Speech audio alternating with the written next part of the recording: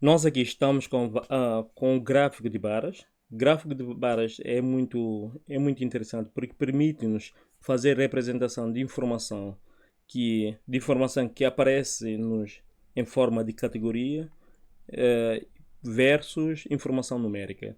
Ou seja, aqui temos categoria A, B, C, D e E. Como é letra A, B, C, D, poderia ser, por exemplo, um conjunto de países como São Tomé, Angola, Moçambique, Cabo Verde, Brasil, Portugal, ou um conjunto de clube de futebol, ou um conjunto de cantores de diferentes países, ou cantores específicos, ou o estilo de música, seja lá o que for. Então, o gráfico de barras tem essa vantagem. Basicamente, nessa categoria vamos introduzir ela. Ela vai estar na primeira posição, ou seja, na variável x, na horizontal, e os valores vai estar na vertical, na variável y.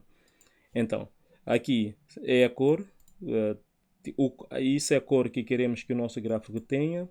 O título ou nome do nosso, isso é a legenda que nós queremos que apareça.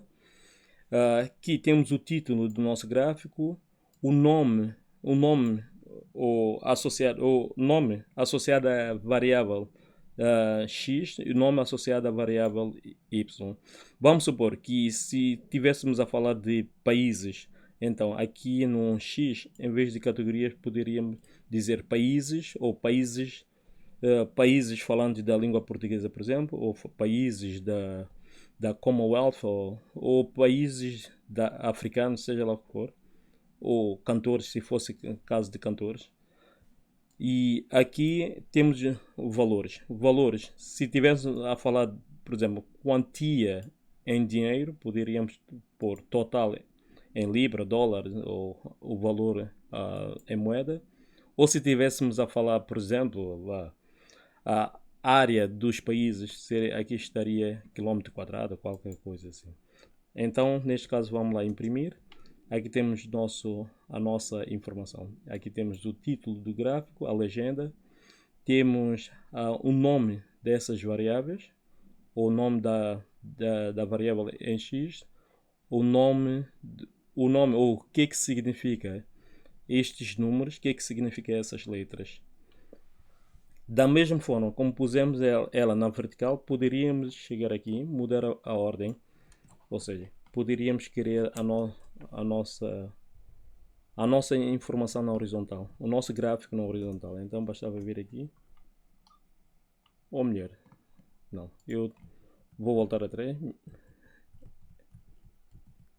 Eu bastava chegar aqui e pôr um H. Então essas informações, o nosso gráfico estaria nesta orientação. Já agora, sempre que possível, num gráfico de barras, sobretudo quando essas categorias têm um nome muito extenso, vamos supor que se estivéssemos a falar de países, e aqui estaria São Tomé e Príncipe, aqui Angola, Moçambique, Brasil, Cabo Verde, isso. Então, nesta situação em que o nome é extenso, não recomendo utilizar este tipo de gráfico de barras. O ideal para uma fácil leitura e compreensão para qualquer um seria o gráfico de barras nessa posição, porque esses nomes estariam muito compridos a vir até aqui. E além disso, organizar todo o gráfico, dependendo da importância, o que se pretende informar. Se não houver nenhum requisito em particular, então organizava a informação de acordo com os valores. Mas se a ordem é importante, a ordem dos nomes seria importante, então não se fazia nada, deixava exatamente como está. Mas se não houvesse nenhum entrave específico, então esse valor nós íamos organizar. Íamos organizar, ou seja, o B estaria na primeira posição, porque o primeiro ou último, ou punhamos ela organizada de forma ascendente ou descendente, ou de maior para menor, ou de menor para maior. Por quê? Porque facilita a leitura de qualquer um e até mesmo as nossas avós que não tiveram a oportunidade ir à faculdade, elas facilmente conseguiriam ler e perceber qual é que tem melhor resultado e qual é que tem menor resultado. E por que na horizontal? Porque se texto for muito grande, em vez de se fosse São Tomé e Príncipe, ou seja, é um nome razoavelmente comprido, então fazia sentido pôr ela na horizontal e não na vertical. Porque, voltando de novo, pondo isto na vertical, se em vez de se tivesse São Tomé e Príncipe, iria ocupar toda essa linha e não se percebia. Estaria uma confusão. E tenta experimentar em vez de A, B, C, D. Ou melhor, por que não experimentar isso aqui? Vamos lá ver. Aí vocês vão perceber. São Tomé e Príncipe. Por exemplo, aqui Angola.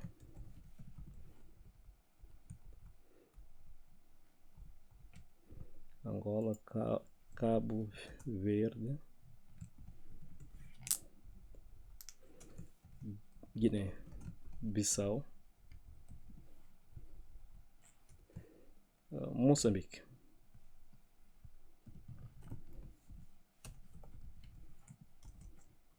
Sim, como podemos ver, isso fica uma confusão. Mas se eu chegar aqui e puser isso já na horizontal,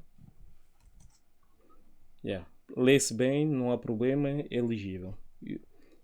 Se a ordem destes nomes não tem importância nenhuma, então eu passaria a mexer nisso e ia mexer nos meus dados, organizar isso de forma ou ascendente ou descendente, ou seja, de maior para pequeno, menor, ou de menor para maior. Eu prefiro de cima para baixo, de maior para menor. Entra a série Angola em primeira posição, depois Guiné-Bissau, porque tem essa dimensão, depois Moçambique, Cabo Verde estaria na última, São Tomé em penúltima, e estaria uma coisa mais engraçada. Para exemplificar, estaria qualquer coisa do tipo. Bem, isso vai. Não, eu não vou exemplificar porque isso. É possível, mas dá um bocado de trabalho. Não, eu não vou fazer isso, porque terei que mexer em algumas coisas aqui. Ou melhor, bem, eu vou alterar os valores, está bem? Então vou pôr aqui 50, 40, 30, 25 e 10. Vamos supor. Como podemos ver, temos isso assim. Ou também poderia chegar aqui e mudar a ordem também. 0, 0, menos 1, barra 0, 0, menos 1. Então, tiremos uma coisa neste formato, e neste formato aí sim. Qualquer um consegue perceber qual é que é maior, qual é que é menor, e percebe a lógica. Outra vez mais, chama a atenção se essa ordem dos nomes dos países não é importante. Há situação que os nomes não é importante. Chama-se variável categórica não ordinal. Nominal. Então é indiferente a ordem. Mas se for ordinal, já não posso fazer essa manipulação. Ou seja, ao fazer essa manipulação, altero a informação e oriento o pessoal de forma um pouco errada. Então, além desta personalização, temos a possibilidade de personalizar as nossas informações também deste tipo. Por exemplo, podemos definir os limites, a cor que queremos para os limites, a espessura dela, bem, cor já vimos, basicamente seria os limites. Então, mais outra vez, eu vou pôr o H aqui. É claro, porque não posso manipular isso. Tenho que ver primeiro. Então, temos ela ordenada desta forma. Agora vamos ver o gráfico empilhado ou agrupados. Sim, vamos recorrer a NumPy. Já vimos também NumPy. Temos vídeo sobre o NumPy. Atenção que, de um modo geral, no processo de análise ou visualização de dados, há certas bibliotecas que nós, no Python, quase é quase impossível não ter elas presentes ou não usá-las. Por exemplo, a NumPy, Pandas, que brevemente há de sair vídeos, então essas são variáveis, são biblioteca ou módulos que precisamos ter sempre no processo de análise de dados ou visualização também de dados. Então, vamos lá ver o nosso gráfico empilhado. Gráfico de empilhado é muito útil quando nós estamos a fazer, por exemplo, o estudo a nível de diferentes sexos, por exemplo, entre homem e mulher, se quisermos fazer, ou entre duas empresas, ou entre diferentes pares, mas e ao mesmo tempo em relação a um período de tempo, em relação a um fenômeno qualquer. Ela facilita-nos imenso através disso. Mas outra vez, basicamente temos essas. Continua a ser gráfico de barras, mas neste caso, informação é que precisamos de pôr duas informações diferentes. Uma informação sobre em relação a um dos pares, depois para o seguinte. Como podemos ver aqui, um valor 1 e valor 2. E aqui temos. Além dessa representação, nós temos dentro do Python outras bibliotecas que também permitem fazer esse tipo de análise até um pouco mais simplificada. Visto que Matplotlib é quase central, ela permite-nos trabalhar com outras bibliotecas, então convém percebê-la, porque as outras é mais dominando essa, consegue-se perceber como é que as outras funcionam mais facilmente. Então, temos o gráfico de Pisa, ou gráfico circular. Esse gráfico é bonito e vejo ela ser utilizado muito frequentemente, mas devemos ter atenção. Se tiver muitíssima divisão, talvez, em vez de utilizar ela, mais vale utilizar um gráfico de barra, sobretudo um gráfico deste tipo.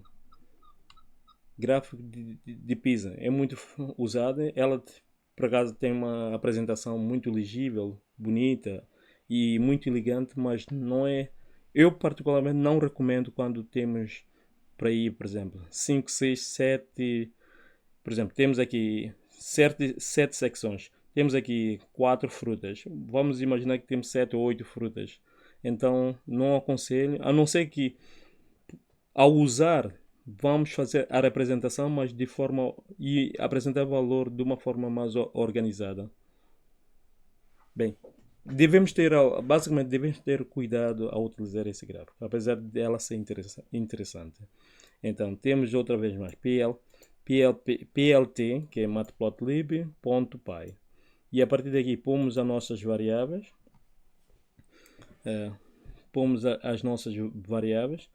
O labels, ou nome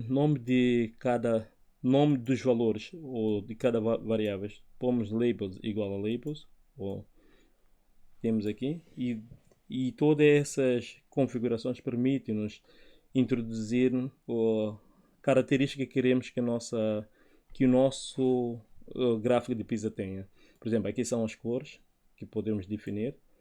E há uma coisa interessante sobre aqui, podemos também fazer isso de uma forma monocolor, ou seja, usar o degradê.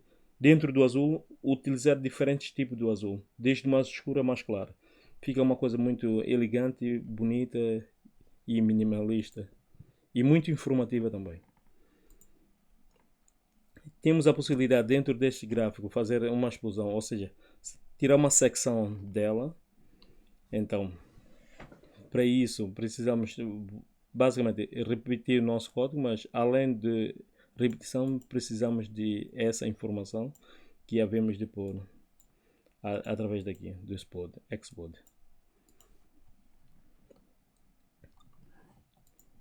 Também podemos introduzir dentro dela, mexer em alguma parte, de modo a introduzir algum processo, informação sobre percentagem. Então, neste caso, nós temos aqui, além dos valores que nós já tínhamos visto, podemos introduzir mais informação dentro dela também. Sim, como podemos ver, o código aqui está. É um pouco mais complexo, mas aqui está. Bem, eu vou parar esse vídeo e continuamos já a seguir.